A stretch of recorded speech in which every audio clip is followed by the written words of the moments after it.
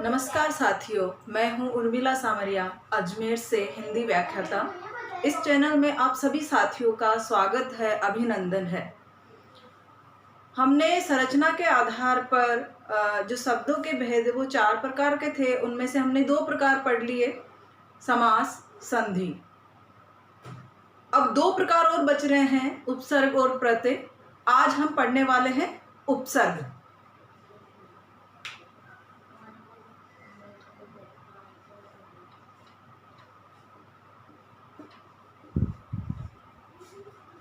देखो साथियों, कभी भी वृक्ष फल नहीं खाते, सरोवर पानी नहीं पीते, लेकिन फिर भी परोपकार की भावना से वे अपना कर्म करते चले जाते हैं। उसी प्रकार उपसर्ग भी नवीन शब्दों के साथ जुड़कर नवीन या सार्थक शब्द बनाते हैं। उपसर्ग है, इनका अलग से अगर देखा जाए तो कोई अस्तित्व नहीं होगा। ये दूसरे शब्दों के साथ जुड़कर ही सार्थक शब्द बनाते हैं।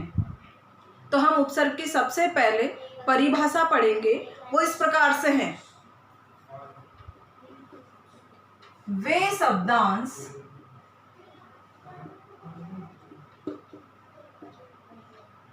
जो शब्द के या शब्दों के पूर्व में लगकर, पूर्व मतलब पहले, पूर्व में लगकर सार्थक नवीन शब्द बनाते हैं, नवीन शब्द बनाते हैं, उन्हें उपसर्ग कहते हैं।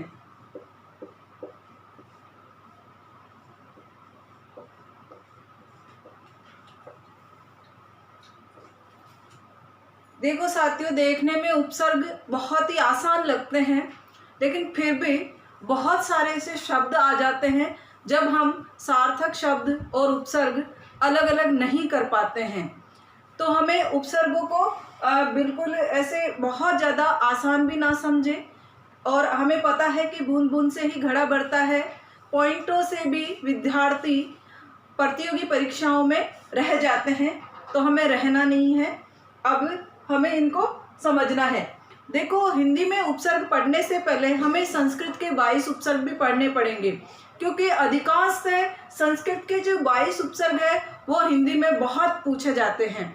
तो हमें वो संस्कृत के 22 उपसर्ग पढ़ने होंगे और उनकी अच्छी तरह से मात्राएं भी ध्यान में रखनी होगी, क्योंकि जो शब्द, जो उपसर्ग लिखे होंगे वो अपने आप में बहुत ही महत्वपूर्ण है, क्योंकि जैसे लिखे जाएंगे हमें वैसे ही उनको अलग करने होते हैं, उनमें हम फेरबदल नहीं कर सकते हैं। तो हम पढ़ेंगे संस्कृत के 22 उपसर्ग।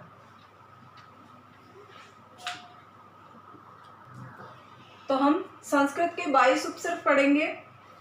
तो वो अपने को 22 उपसर्ग याद करने हैं। वो देखो, अधि, अति, अभि, अपि, नि, वि,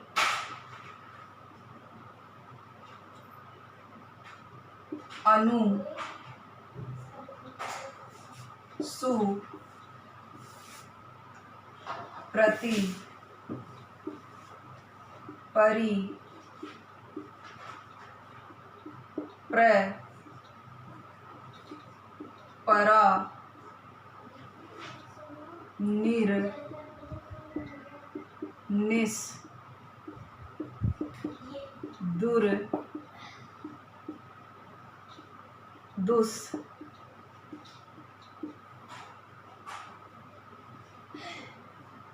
उत, उप, अप, अव, आ, सम। ये 22 उपसर्ग हमें याद करने होंगे। इनके साथ ही हमें इनकी मात्राएं भी ध्यान में रखनी होगी कि अधि में छोटी की मात्रा, अति में छोटी। देखो सबसे पहले मैंने छोटी की मात्रा वाले लिखे, छोटी अधि, ती छोटी अधि, फिर अभि, अपि, नी और वी, इसमें छोटी की मात्रा। फिर इसमें छोटा ऊ अनु में, फिर सु में छोटा ऊ, फिर प्रति और परि में छोटी की मात्रा, फिर प्र परा, निर निस, दुर दुस, उत उप, अप अव, आ सम। ये संस्कृत के 22 उपसर्ग हैं। अब इनके एक एक दो दो हम उदाहरण भी लिखेंगे, इजी वाले भी और हार्ड वाले भी, ताकि आपको समझ में आ सके। इसीलिए मैंने उपसर्गों से पहले संधि पढ़ाई, क्योंकि उपसर्ग छांटने के लिए हमें संधि आना जरूरी है। जिसे संधि आ गई वो ही उपसर्ग आसानी से कर पाएंगे। तो हम अब इनके एक एक दो दो उदाहरण लिखेंगे इन 22 उपसर्गों के। आप चाहो तो इसका स्क्रीनशॉट भी ले सकते हो। उत में आधा तय होता है। पहला हम देखो, इनका मैं बता देती हूँ। अधि उपसर्ग है। कैसे प्रश्न पूछे जाते हैं? एक शब्द लिखा हुआ है अध्यक्ष, और पूछा जाता है कि इसमें कौन सा उपसर्ग है। और हमें जो आप याद करो, स्वर संधि पढ़े थे, तो यण संधि में क्या नियम था? ये व रे से पहले आधे व्यंजन आते हैं तो यण संधि। अब देखो यहाँ अध कोई उपसर्ग नहीं होता, क्योंकि हमने पढ़ाई अधि उपसर्ग है, छोटी ई की मात्रा वाला। तो हम इसका देखो ऐसे अधि। अब देखो यण संधि का नियम लगाओ, यहाँ पे ई है, हम क्या लिखे तो यह बन जाए तो ए, तो अध्यक्ष। ये देखो संधि हमें करना आता था, इसलिए हमने अधि उपसर्ग छाट लिया। अध्यक्ष में अधि उपसर्ग है। और देखो एक सीधा सा आए जब तो आप कर ही लोगे। एक अधिकार शब्द है, आराम से कर लोगे। अधिकार शब्द में अधि उपसर्ग है। और देखो एक शब्द लिखा हुआ है अधीन। अब इसमें आपके सामने ऑप्शन में अधि बड़ी ई की मात्रा वाला भी होगा, लेकिन हमने उपसर्ग में क्या पढ़ा है? अधि जो उपसर्ग होता है उसमें छोटी ई की मात्रा होती है। तो जो इसका संधि विच्छेद होगा वो होगा अधिधन इन। तो देखो ये अधि उपसर्ग है। वैसे एक बहुत ही महत्वपूर्ण शब्द है जिसमें 2 उपसर्ग है, लेकिन अभी भी अधि भी है, इसलिए मैं एक बार लिखवा देती हूँ उसे भी। अध्यापक। बहुत बार ऐसे पूछा जाता है कि अध्यापक शब्द में मूल शब्द कौन सा है और उपसर्ग कौन कौन से हैं। तो देखो अध्यापक में मूल शब्द कौन कौन से हैं? अधि, धन, आ, धन, पक। यानी इसमें मूल शब्द क्या है? पक। और उपसर्ग कौन कौन से? अधि और आ। ऐसे भी प्रश्न बनता है उपसर्गों से संबंधित, कौन से शब्द में एक से ज्यादा उपसर्ग है। अभी तक हमने ये चार हमने शब्द पढ़े। इन शब्द में अध्यापक एक ऐसा शब्द है जिसमें एक से ज्यादा उपसर्ग है। तो उपसर्ग में 3-4 प्रकार के प्रश्न बनते हैं कि मूल शब्द कौन सा है, उपसर्ग कौन सा है, और एक से ज्यादा उपसर्ग कौन से शब्द में है। तो देखो अध्यापक में 2 उपसर्ग है, अधि भी है और आ भी है। तो इस प्रकार से हम अधि का छाट सकते हैं। दूसरा देखो, दूसरा है अति उपसर्ग। अति उपसर्ग में देखो एक तो है सीधा सीधा है अतिसार। अतिसार में आप आराम से मूल शब्द और इसका उपसर्ग छाट सकते हो। अति धन सार, तो अतिसार में मूल शब्द है सार और उपसर्ग है अति। लेकिन एक शब्द आता है अत्यलप।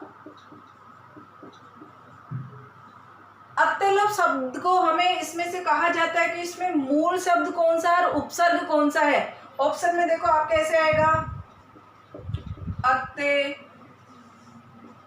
अभि, अति और अति। अगर आपने याद किया होगा इन 22 उपसर्गों को संस्कृत का, तो आपको पता है कि अति उपसर्ग में छोटी की मात्रा आती है। तो ये उत्तर सही होगा, क्योंकि देखो इसका संधि विच्छेद देखना, अति धन अल्प। यण संधि है, ई और ए मिलके ये बन जाता है, और अत्यलप। तो अति उपसर्ग है इसमें। इस प्रकार अति का हुआ। अभी उपसर्ग में देखो, आपको बहुत सारे शब्दों का ये भी पता होना चाहिए कि ये मूल शब्द होते हैं। देखो, एक है अभिज्ञ, बिल्कुल कंफ्यूज होने की जरूरत नहीं है, ज्ञ भी मूल शब्द होता है। अभी उपसर्ग है इसमें और ज्ञ मूल शब्द है। अभिधा में भी अभी उपसर्ग है। एक है अभ्युदय, अभ्युदय में भी अभी उपसर्ग है, क्योंकि ये यण संधि का शब्द है और इसका संधि विच्छेद होता है अभिधन उदय। तो अभ्युदय में अभी उपसर्ग है। चौथा है अपना अपि। अपि का देखो उदाहरण सीधे सीधे ही है अपि के ज्यादा। अपितु, अपितान, अपिधान, इस तरीके से। अब है पांचवा उपसर्ग नी। देखो सीधा सीधा शब्द है, आप कर लोगे निदान। मूल शब्द इसमें दान है और नी उपसर्ग है, लेकिन शब्द आ जाए न्याय, तब हमें दिक्कत हो सकती है, लेकिन कोई दिक्कत नहीं है। आपने संधि पढ़ी है, न्याय का संधि विच्छेद होता है नी धन आय, इसीलिए यहाँ पे कौन सा उपसर्ग है नी। अब देखो वैसे वी का छठा है वी। वी के देखो उदाहरण देखो, वे, देखो वे में देखो वी धन अय, और देखो व्यायाम, व्यायाम का संधि विच्छेद होगा वी धन आयाम। तो देखो मूल शब्द अपने आप ही अलग हो रहे हैं और उपसर्ग अपने आप अलग हो रहे हैं। वैसे सीधा सीधा अगर पूछा जाए तो ऐसे पूछे जाएंगे, सीधा सा विहार में कौन सा उपसर्ग है, सीधा सा कर सकते हो, वी धन हार, वी उपसर्ग है, हार मूल शब्द है। तो ऐसे शब्द पूछे जाते हैं कि व्यायाम में मूल शब्द कौन सा है, तो हमें उपसर्ग संधि विच्छेद करना आता है, तो हम छाट सकते हैं वी धन आयाम। तो व्यायाम में आयाम मूल शब्द है और वी उपसर्ग है। 7वें नंबर पे है अनुपसर्ग। देखो इसके कैसे शब्द आते हैं, अन्वेषण। हमने देखो यहाँ पे अनुधन ऐषण पढ़ा था हमने, कहाँ पे, यण संधि में। तो यहाँ पे अनु, अनु कैसा, छोटी उ की मात्रा वाला, अन्वेक्षण हो गया, अन्वय हो गया, अन्वय। देखो सीधे सीधे तो हमें पता नहीं लग रहा कि अनु उपसर्ग है, लेकिन हमने यण संधि पढ़ी ना, उसमें पता लग रहा था कि वह कब बनता है, जब पहले उ की मात्रा है। तो अनु, अनु कैसे लिखते हैं, छोटी उ की मात्रा, अनुधन अय। अगर हार्ड पूछे जाएंगे तो इस तरीके के आएंगे, और सीधे सीधे पूछे जाए तो जैसे अनुगमन, इसमें तो लिखा हुआ ही है अनु सही से, तो आप समझ जाओगे। लेकिन थोड़ा सा अगर डिफिकल्ट क्वेश्चन बने तो इस तरीके से अन्वेषण, अन्वय, इस तरीके से पूछेंगे। अगला है सु उपसर्ग। सु उपसर्ग के देखो सीधा सीधा पूछेंगे तो इस तरीके से बन जाएगा, सीधा लिखा हुआ ही आएगा उसमें, सुगति, गति मूल शब्द हो गया, सु उपसर्ग हो गया। लेकिन देखो स्वच्छ आ जाए, स्वच्छ का जो संधि विच्छेद है वो होता है सुधन अच। एक है स्वागत, स्वागत का संधि विच्छेद होता है सुधन आगत। तो स्वागत में मूल शब्द आगत और उपसर्ग कौन सा, सु है। अगला प्रति उपसर्ग। प्रति उपसर्ग में देखो सीधा सीधा होए तो ऐसे पूछा जाएगा प्रतिभा। प्रतिभा में मूल शब्द भा और प्रति उपसर्ग। और देखो अगर हार्ड पूछे तो प्रत्यक्ष। प्रत्यक्ष में मूल शब्द है अक्ष और उपसर्ग है प्रति। प्रत्यक्ष हो गया, प्रत्येक हो गया, प्रति धन एक। इस तरीके से प्रति उपसर्ग के हो गए।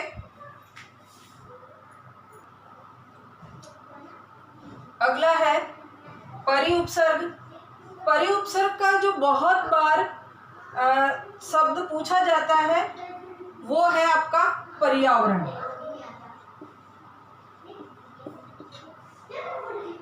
क्योंकि इस पर्यावरण शब्द में परि उपसर्ग के साथ एक और उपसर्ग छिपा हुआ है, वो देखो कौन सा, परि धन आ धन वरण।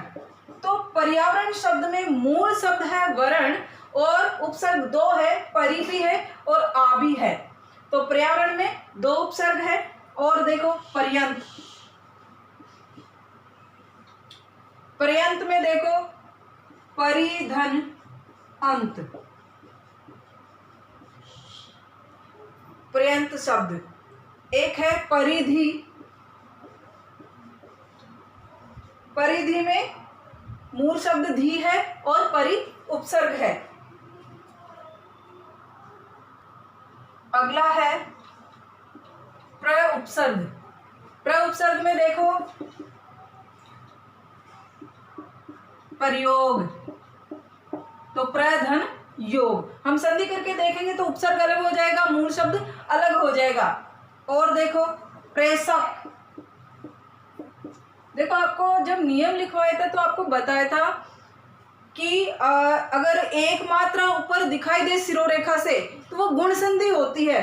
तो गुण संधि में देखो इसका कैसे करेंगे, प्र धन ईशक, बड़ी की मात्रा आती है ईशक में, प्र धन ईशक, ए और ई मिलके ए बन जाता है। तो प्रेषक में ईशक मूल शब्द है और प्र उपसर्ग है। अगला है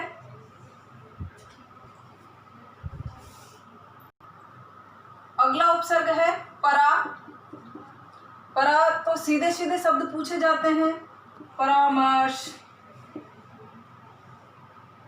पराभव। तो देखो यहाँ पे परा उपसर्ग और मर्श शब्द मूल शब्द है, परा उपसर्ग और भव मूल शब्द है। निरुपसर्ग। देखो निरुपसर्ग में देखो एक है निधन बल। कल हमने पिछले वाले वीडियो में हमने पढ़ा था विसर्ग संधि। ये जो विसर्ग है वो र में परिवर्तन होता है तो इसका निर्बल। तो निर्बल शब्द में जो संधि विच्छेद होगा निधन बल, तो निर्बल में निरुपसर्ग है। और देखो निर्धन, इसमें भी निरुपसर्ग है। निरोग,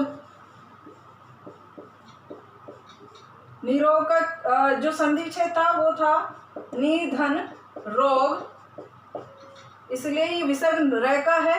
तो निरोग में भी कौन सा उपसर्ग है, ये बहुत ज्यादा महत्वपूर्ण है। नीरव है एक शब्द, तो नीरव और निरोग बहुत ज्यादा निरुपसर्ग के महत्वपूर्ण शब्द है। निरोग क्योंकि इसमें समझ में नहीं आता कि मूल शब्द कौन सा। यहाँ पे हम क्या कर देते हैं, नी तो अलग निकाल लेते हैं, रोग अलग नहीं। निधन रोग, ये जो इसको ये है निर्धन रोग, ये है। तो ये जो आधा र है तो यहाँ पर ये निरुपसर्ग है। देखो बड़ी की मात्रा है लेकिन हमें कौन सा निरुपसर्ग लगाना है, छोटी की मात्रा वाला। निस उपसर्ग है। देखो यहाँ पे शब्द लिखा हुआ आएगा निस्तेज, यहाँ तो कर लोगे आप, निस उपसर्ग है। लेकिन आपके सामने आ जाए निष्फल, अब क्या करोगे, क्योंकि निस ये वाला कोई होता ही नहीं है ना उपसर्ग। आपका उपसर्ग कौन सा होता है, निस सड़क वाले से का। तो इसमें कौन सा उपसर्ग होगा, निस सड़क वाले से का। निष्फल हो गया आपके, और निष्काम हो गया। इन सब में निस उपसर्ग है। अगला है दुरुपसर्ग। इसमें देखो कैसे शब्द आएंगे, दुरासा। अब कोई दूरा जो होता है वो कोई उपसर्ग ही नहीं होता, दूर होता है, तो इसका जो संधि विच्छेद होता है दुर धन आशा, दुराशा हो गया, दुर्बल हो गया। तो अगर जिसको संधि आती है वो उपसर्ग, क्योंकि आपको पता होना चाहिए दूर उपसर्ग कैसे लिखा जाता है, छोटी उ की मात्रा है और रे आधा है, इस प्रकार से ये दूर उपसर्ग हुआ। अगला है दुस उपसर्ग। इसमें देखो आप सीधा सीधा पूछे तो दुस्साहस में है दुस उपसर्ग, और दुष्कर में देखो यहाँ पे देखो यहाँ शब्द में कोई सा भी स लिखा हुआ आ सकता है, लेकिन आपके उपसर्ग कौन सा होता है, सड़क वाले आधे स का, इसलिए इन सब में भले यहाँ पे सलगम वाला स होता तो भी आपके उपसर्ग कौन सा होता, दुस सड़क वाले स का, तो ये दुस उपसर्ग। उत उपसर्ग बहुत ही महत्वपूर्ण है, क्योंकि इसमें तो ऐसे शब्द आ जाएंगे जिसमें उत लिखा हुआ ही नहीं होगा, फिर हमें संधि को दिमाग में रखना होगा तो आपको कर पाओगे। देखो एक शब्द लिखा हुआ है उल्लेख, और पूछेंगे उल्लेख में कौन सा उपसर्ग है। जब आपने व्यंजन संधि पढ़ी थी तो देखो हमने संधि क्या किया था, उत धन लेख, तो उपसर्ग कौन सा, उत। और देखो एक उन्नति, उन्नति का संधि विच्छेद क्या, उत धन नति। एक है उच्चारण, तो उत धन चारण। तो इन सब में देखो शब्द में लिखा हुआ ही नहीं है कहीं पे भी उत, लेकिन अब यहाँ पे उपसर्ग कौन सा है, उत, क्योंकि हमें संधि विच्छेद करना आता था। अगला है उप उपसर्ग। उप में देखो सीधा सीधा पूछे तो उपचार, एक है उपांग, इसका जो संधि विच्छेद होगा उप धन अंग, तो यहाँ पर उप उपसर्ग। अगला है अप उपसर्ग। इसके देखो शब्द आएंगे, एक तो है अपेक्षा। अब देखो आप इसमें देखो अपे तो कोई उपसर्ग होता ही नहीं है, तो हम अगर संधि करना जानते हैं तो इसका हो जाएगा अप धन ईक्षा।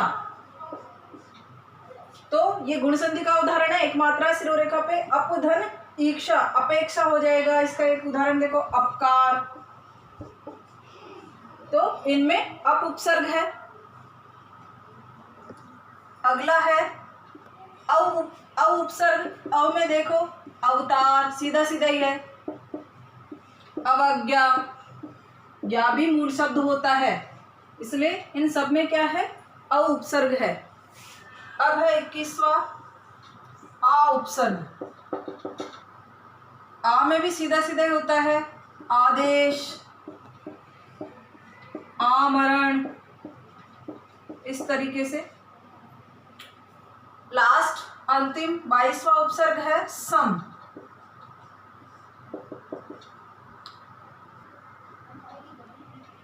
संयम, संस्कृति, संयोग, क्योंकि जब व्यंजन संधि पढ़े थे तो अनुस्वार वाला जो नियम था वो यही नियम था, जिसपे भी बिंदी आएगी ऊपर वाली वो क्या है, मैं है, और नीचे स लिखा हुआ है, तो इन सब में क्या होगा, सम उपसर्ग। समधन यम, समधन कृति, समधन योग, तो इन सब में ही सम उपसर्ग है। तो इस प्रकार से संस्कृत के उपसर्ग पूरे हुए।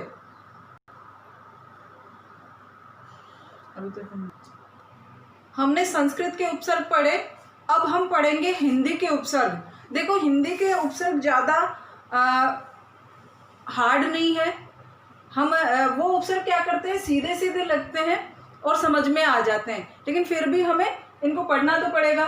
तो हम हिंदी के उपसर्ग लिखेंगे। अब हिंदी के उपसर्ग,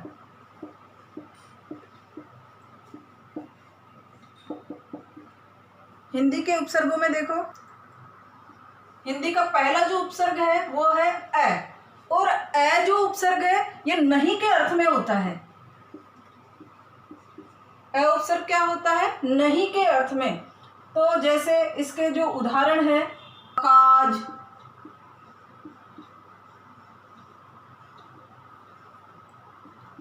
अन्याय, अटल, ये इसमें सब में क्या है? अ उपसर्ग है। देखो अ उपसर्ग है काज मूल शब्द, अ उपसर्ग है न्याय मूल शब्द, अ उपसर्ग है टल मूल शब्द। इस प्रकार से अ उपसर्ग है। दूसरा है उ उपसर्ग, छोटा उ। इसका जो मतलब होता है, अर्थ होता है, वो होता है ऊंचे के लिए, ऊंचा अर्थ इसका होता है। इसमें देखो उछालना,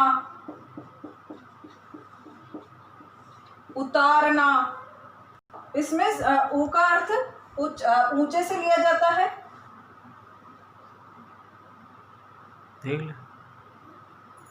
डबल मात्रा वाला, इसका अर्थ बुरा या नीचे के अर्थ में लगाया जाता है। तो इसके जो शब्द है वो है अवगुण है,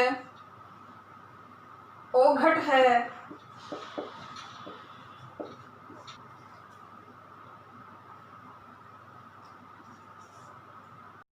चौथा है अन। अन का अर्थ लिया जाता है बिना के अर्थ में। अन का क्या अर्थ होता है? बिना। तो इसके उदाहरण आते हैं अनपढ़, यानी बिना पढ़ा हुआ, अनदेखा, यानी बिना देखा हुआ।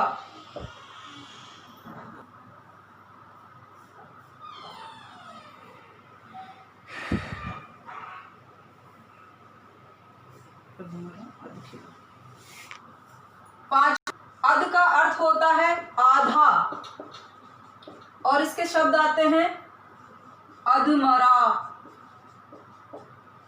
अधखिला।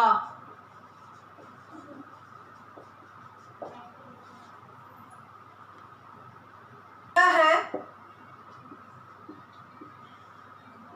अधर, इसका अर्थ होता है नीचे।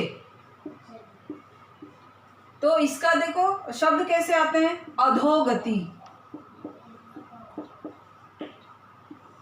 अधोगति देखो अधः धन मुख, तो अधोमुख में अधः उपसर्ग है।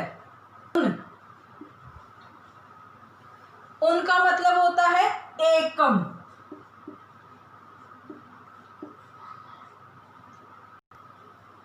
उनका मतलब होता है एकम। जैसे इसके उदाहरण आएंगे 59, यानी 60 में एक कम। 49 मतलब 50 में एक कम। तो इनमें उन उपसर्ग है। अगला है कु उपसर्ग, कै ओब्लिक कु। इसका बुरा अर्थ लिया जाता है या कठिन का अर्थ लगाया जाता है। इनके शब्द आते हैं कपूत, कुचाल, कुढंग, इस तरीके के आते हैं।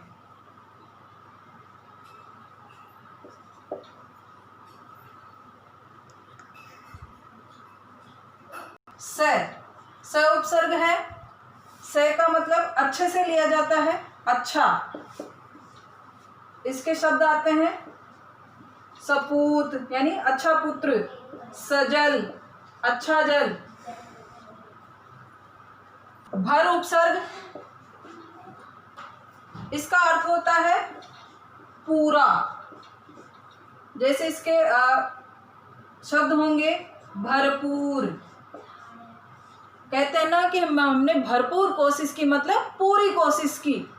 भरसक, कहते हैं भरसक प्रयास किया, यानी पूरा प्रयास किया। अगला है चौ, डबल मात्रा वाला। इसका अर्थ है चार। शब्द आता है चौराहा, मतलब चार राहें।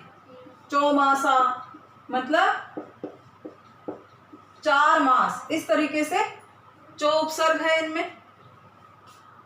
अगला है ती उपसर्ग। ती उपसर्ग का मतलब 3। शब्द आते हैं तिरंगा, तिपाही, इस तरीके से। अगला उपसर्ग है दू। हिंदी में देखो, दू उपसर्ग, दू का मतलब होता है दो। जैसे शब्द आएंगे दुरंगा मतलब दो रंगा, दुनाली मतलब दो नाली।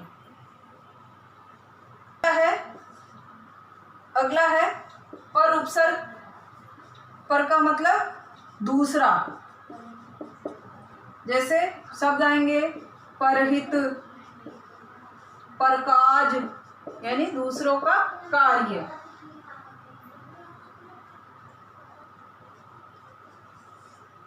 अगला उपसर्ग है बिन। इसका अर्थ होता है अभाव। शब्द आता है बिन देखा, बिन खाया। हिंदी के उपसर्ग आसान होते हैं।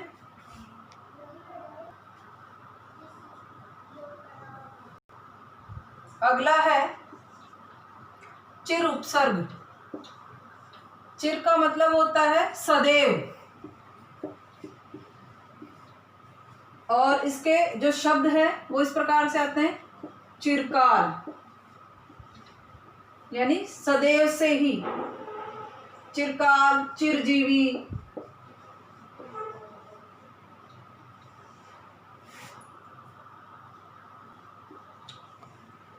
अगला है बहु उपसर्ग।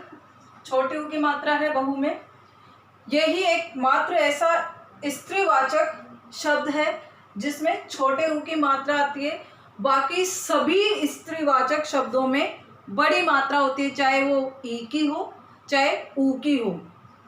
इस बहु का अर्थ अधिक है, अधिक या ज्यादा, क्योंकि ये वो स्त्री वाली बहु नहीं है, अधिक या ज्यादा वाली बहु। इसके शब्द आते हैं बहुमूल्य, बहुमत।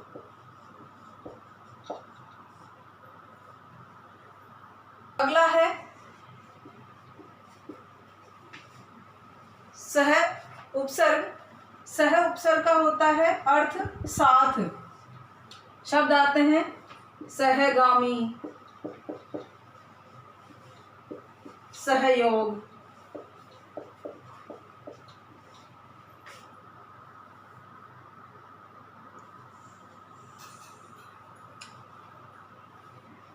अंतिम उपसर्ग है स्व। स्व उपसर्ग का मतलब होता है अपना। इसके शब्द आते हैं स्वदेश मतलब अपना देश, स्वदेश है, स्वार्थ है क्योंकि स्वार्थ में हम अपना ही सोचते हैं, स्वराज है। तो ये हिंदी के उपसर्ग भी पूरे हुए। हमने संस्कृत के उपसर्ग पढ़ लिए, हिंदी के उपसर्ग पढ़ लिए। बहुत सारे ऐसे विदेशी उपसर्ग हैं जो हमारे हिंदी में ऐसे कैसे अपनाए गए, उर्दू के हैं, अंग्रेजी के हैं, अरबी हैं, तो उन उपसर्गों को भी हम पढ़ेंगे। तो हम लिख देते हैं विदेशी उपसर्ग।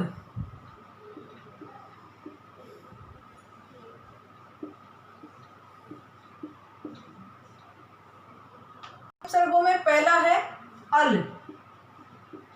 अल का अर्थ होता है निश्चित।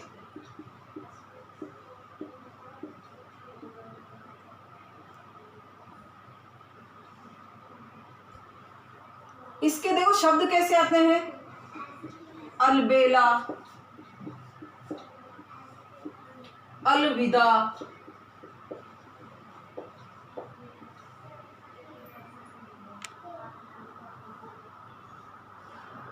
दूसरा उपसर्ग है ना, और इसका अर्थ होता है रहित। जैसे नालायक, नापसंद।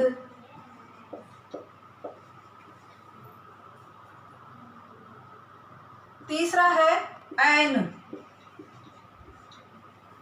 इसका मतलब होता है ठीक। और शब्द आते हैं ऐन वक्त, ऐन मौका, मतलब ठीक मौके पर।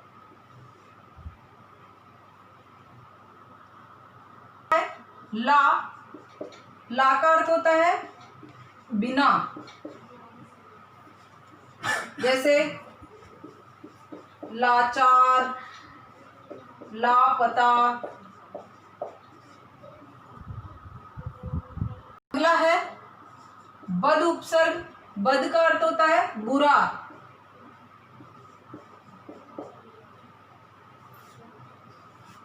बदनाम, बदतमीज।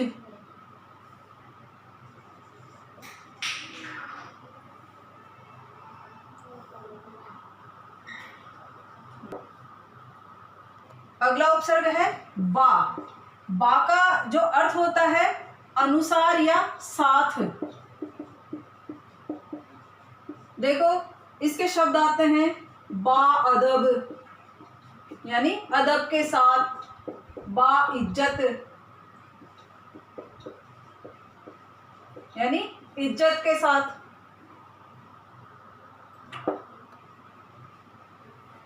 अगला उपसर्ग है गैर। गैर का मतलब होता है रहित। देखो इसके शब्द आते हैं गैर हाजिर, गैर कानूनी,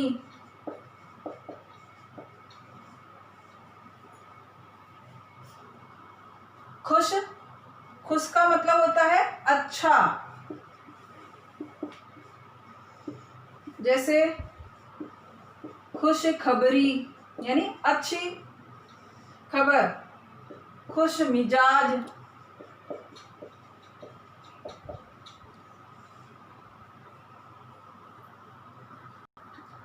अगला उपसर्ग है कम। कम का मतलब होता है थोड़ा, जैसे इसके शब्द आएंगे कमजोर, कम अक्ल।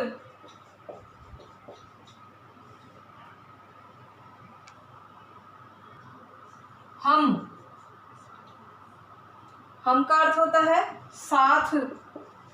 शब्द आते हैं हमदम, हम राह।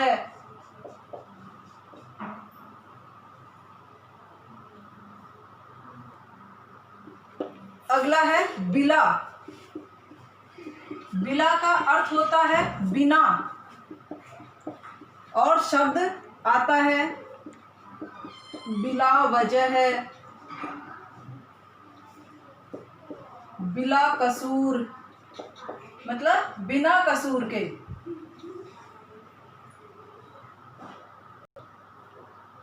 अगला है बे उपसर्ग। बे का अर्थ होता है अभाव, जैसे बेचारा, बेचैन, बेहद।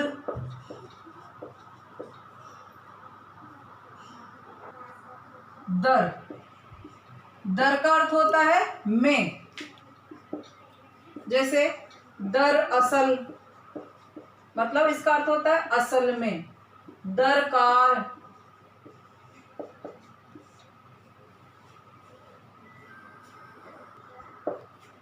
अगला है हर। हर का अर्थ होता है प्रत्येक, और इसके जो शब्द आते हैं हर रोज, हर घड़ी, हर वर्ष आदि। अगला है ब। ब उपसर्ग का मतलब साथ या पर। देखो इसके आते हैं बशर्त, बदस्तूर, बदस्तूर, बदौलत या बतौर।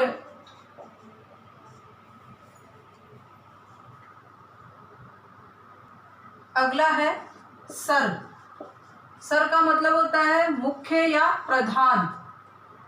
मुख्य लिखवा देते हैं, प्रधान भी होता है।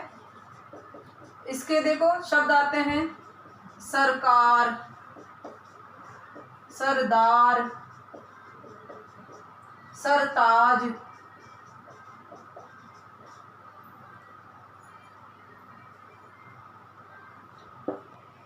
अगला है नेक।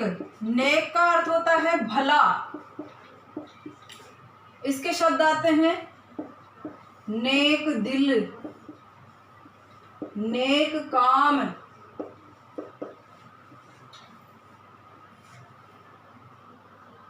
अगला है हेड। हेड का अर्थ होता है प्रमुख, जैसे हेड मास्टर, हेड बॉय।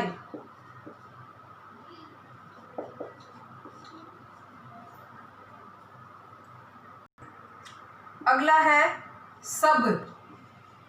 सब का मतलब होता है उप, जैसे सब इंस्पेक्टर, सब डिवीजन।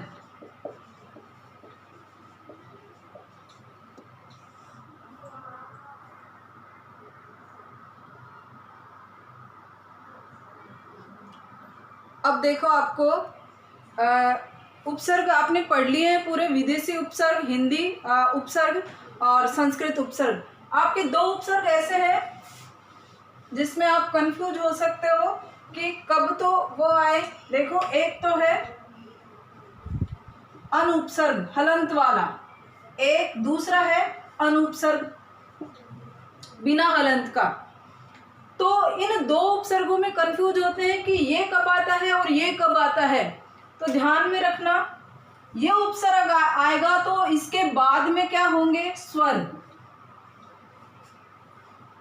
तो ये उपसर्ग आएगा और इसके बाद में व्यंजन होंगे तो ये उपसर्ग आएगा। जैसे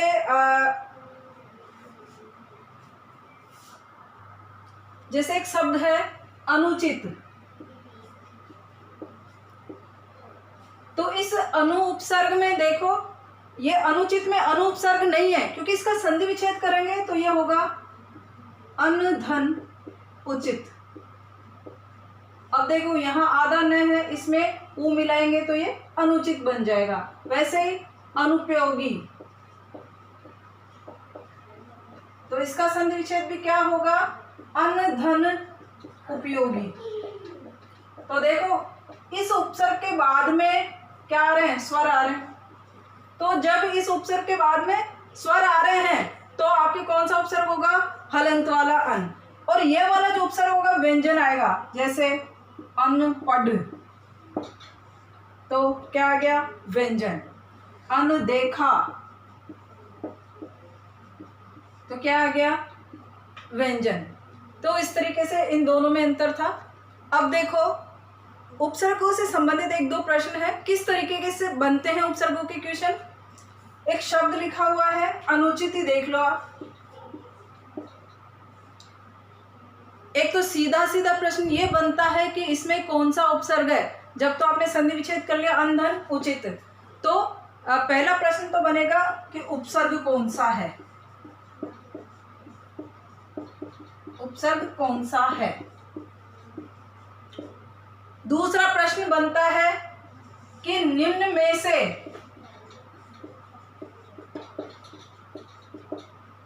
हिंदी का उपसर्ग कौन सा है, का उपसर्ग कौन सा है। अब उसमें क्या करेंगे, दो दे देंगे संस्कृत के, एक दे देंगे विदेशी और एक देंगे हिंदी। तो इस तरीके से प्रश्न बनेगा।